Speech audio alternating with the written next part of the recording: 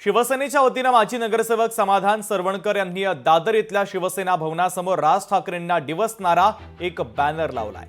काही दिवसांपूर्वी राज ठाकरेंनी गुढीपाडवा मेळाव्यातून गंगेचं अस्तित्व मांडत वक्तव्य केलं होतं, त्यालाच धरून हे बॅनर लावण्यात आले होते। तर शिवसेनेकडून शिवसेना भवनासमोर ही बॅनरबाजी आता करण्यात आलेली आहे। दादरच्या शिवसेना भवनासमोर बॅनरबाजी करण्यात आलेली आहे।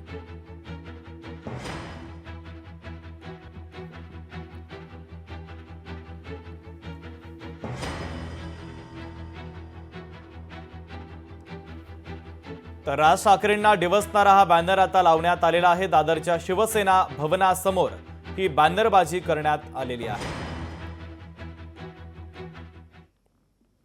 144 वर्षानंतर आज एक महाकुंभ मेळाव्याचा योग आला होता। या महाकुंभ मेळाव्यामध्ये 60 कोटीहून अधिक हिंदू एकत्रित झाले होते आणि आज या महाकुंभामध्ये भाग घेतलेला होता। आज एवढ्या प्रकारात हिंदूंची एकजूट आपण आज प्रथमच बघितली असेल। या एकजुटीनंतर आज वारंवार त्यांच्यावरती टीका केली जाते, महाकुंभ मेळ्यावरती टीका केली जाते। नक्कीच आपण जे काही गंगेचं शुद्धीकरण आहे या सगळ्या गोष्टी आपण घेऊ शकतो आणि करू शकतात, काही नाही।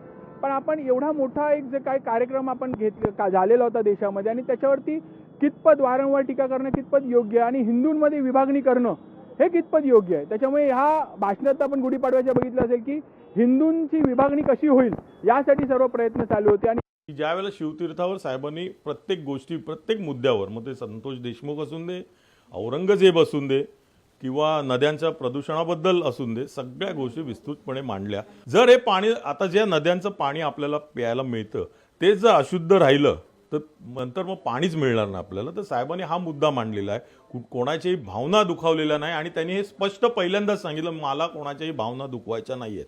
त्या कुठेही साहेबांनी असा उल्लेख केला नाही की हे अपवित्र आहे म्हणून। त्यांनी फक्त प्रसिद्धीसाठीच हा होर्डिंग लावला। त्याला प्रसिद्धी पाहिजे होती बाबूला, कारण बाबूला आता कोण विचारत नाहीये, बाबाला कोण विचारत नाहीये, त्यामुळे ही प्रसिद्धी करता ही त्यांनी होर्डिंग्स लावलेली आहे। लोकशाही मराठी ऐका, पहा, जागरूक रहा।